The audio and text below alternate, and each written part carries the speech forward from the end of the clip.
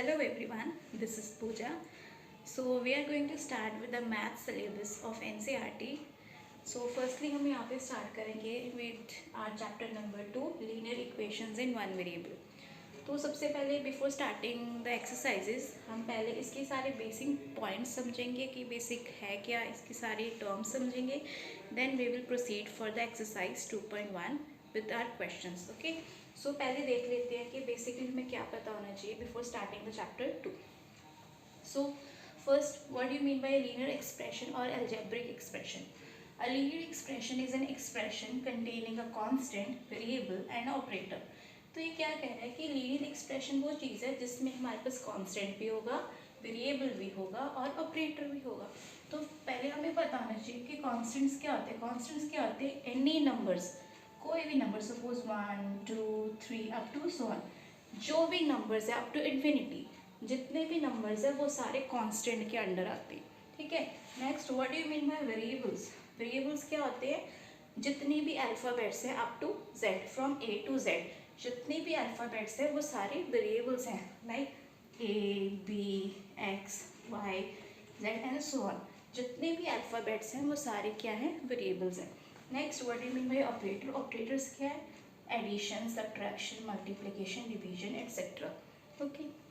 तो constant, variable and operator की combination को हम क्या कहते हैं? लीनियर एक्सप्रेशन और algebraic expression. Let's take an example. Example here 4x + 2 = 0.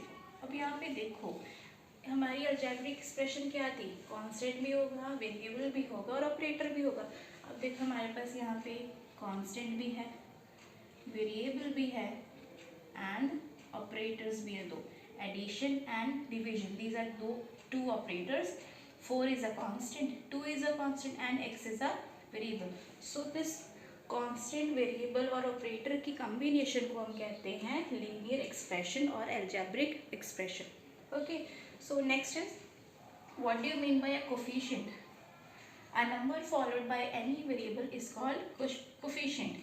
ठीक है. तो क्या मतलब है? a number followed मतलब जिस भी नंबर के साथ, किसी भी नंबर के साथ, सपोज वी हैव 2, किसी भी नंबर के साथ वेरिएबल लगा होगा. वेरिएबल क्या है? हमारे alphabet. Suppose we have 2x. किसी भी नंबर के साथ अगर वेरिएबल लगा होगा तो वो क्या होगा? उसका coefficient.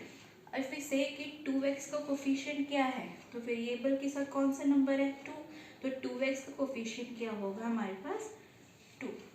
Okay. If let's take another example. If someone ask you what is the coefficient of 7n, 7n का कोफिशिएंट क्या है? तो n क्या है हमारे पास? वेरिएबल है. वेरिएबल के साथ कौन सा नंबर है? 7. तो 7n का कोफिशिएंट क्या हुआ हमारे पास? 7. Okay. Let's take an another example here. If someone ask you कि 8x का कोफिशिएंट क्या है, तो x क्या है? वेरिएबल.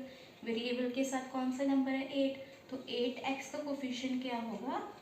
8.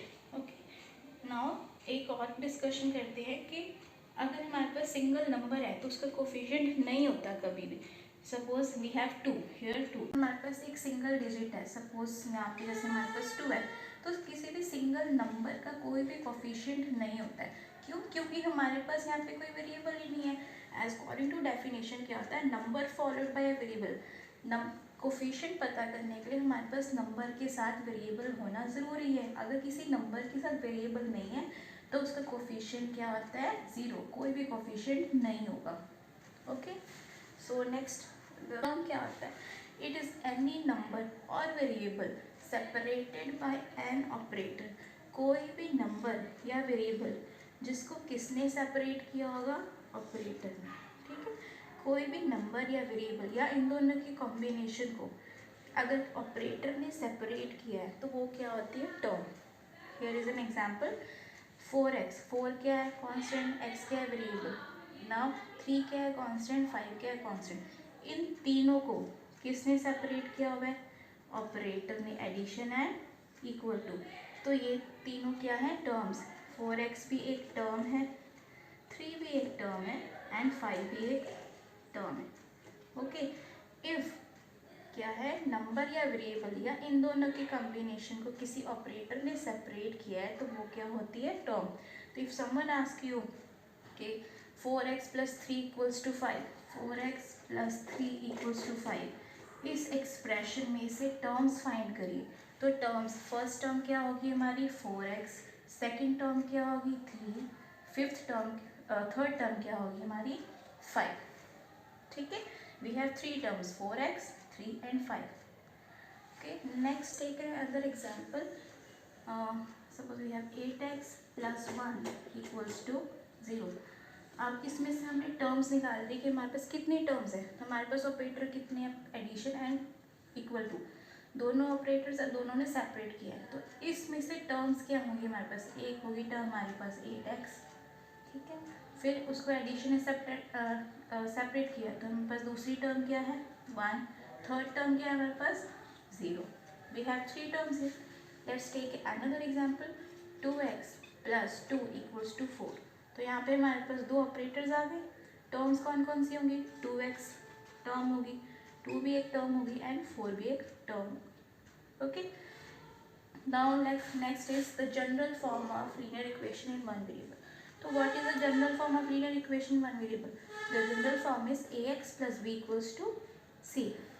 अब हमने देखा है कि हम चैप्टर कर रहे हैं linear equation in one variable, तो हमारे पास कितनी वेरिएबल होंगे 1। तो यहाँ पे जनरल फॉर्म में देखो हमारे पास है एक वेरिएबल दैट इज x, और जो a b c है वो क्या है, रियल नंबर्स, मतलब कोई भी नंबर हो सकते हैं 1 2 3 अप टू सो ऑन। ठीक है, ए बी सी क्या होंगे, कोई भी नंबर्स होंगे, और वेरिएबल क्या है हमारे पास only 1 that is x। So ax plus b equals to c is the general form of linear equation in one variable.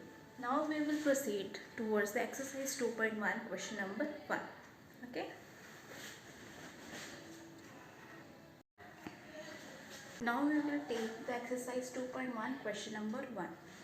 Here अब हमने किया है कि linear equation in one variable, तो यहाँ पे हमारे पास देखो क्वेश्चन में वेरिएबल्स कितने हैं, दोनों सेम है ना वेरिएबल्स, तो वेरिएबल कितनी हो गई, we have only one variable that is x। तो हमें यहाँ पे क्या फाइंड करना है, x की वैल्यू को फाइंड करना है। तो कैसे करेंगे, तो जो भी हमारे पास वेरिएबल्स वाली टर्म है उनको हमने वन साइड ले जाना है, जो कॉन्स्टेंट वाली टर्म्स है उनको वन साइड ले जाओ। So we will see here 3x। अब देखो कोई भी टर्म हमारे पास, ये लेफ्ट हैंड साइड है, ये राइट हैंड साइड है। कोई भी टर्म, कोई भी नंबर जब अपनी पोजीशन चेंज करता है तो वो अपने साइन को भी चेंज करता है। तो यहाँ पे क्या, जो 2x है वो राइट हैंड साइड पे, 2x को हमने लेफ्ट हैंड साइड पे लेके आना है। क्यों, क्योंकि हमने सारी वेरिएबल्स वाली टर्म को एक साथ करना है। तो 2x को जब हम राइट हैंड साइड से लेफ्ट हैंड साइड लेके आएंगे तो it will change his sign. तो 2x क्या चेंज, अपने साइन को चेंज करेगी। तो 2x के पास यहाँ पे क्या है, पॉजिटिव का साइन है, जब ये लेफ्ट हैंड साइड पे आएगी तो क्या हो जाएगी, नेगेटिव। तो here we have 3x minus 2x equals to what we are left with 18। Okay, so minus करो 3x minus 2x that is 3 minus 2 is 1x, so we are left with 1x equals to 18। Now हमें x की value find करनी है, so x is equal to, and कभी भी जो variable के साथ टर्म होगी वो हमेशा डिवाइड में जाएगी। ठीक है, so x is equal to 18, 1 कहाँ जाएगा, डिवाइड में। सो x की वैल्यू हमारे पास क्या आ गई, 18। ओके, हम इस क्वेश्चन को वेरीफाई भी कर सकते हैं कि हमारे पास जो आंसर आया है क्या वो करेक्ट है या नहीं। Then let's see how to verify it. Verify कैसे करना है, write the question 3x equals 2x plus 18। और हमारे पास x की वैल्यू क्या आई थी, हमने फाइंड करी थी 18 फाइंड करी थी ना। यहाँ पे x की जगह सब्सटीट्यूट कर, 3x की जगह 18 आ गया, देन वी हैव 2x की जगह क्या आ जाएगा 18 प्लस ऑफ 18 3 ज़ा 54, 18 2 ज़ा 36 प्लस 18 54 इक्वल्स टू 36 प्लस 18 54। सो हमारा आंसर क्या है, करेक्ट। क्यों, क्योंकि जो लेफ्ट हैंड साइड है वो राइट हैंड साइड के इक्वल आ गई। Okay, so in the next video we will discuss the our next questions, question number 2 3 and other questions. Till then keep watching my video, subscribe for more. Thank you, see you soon.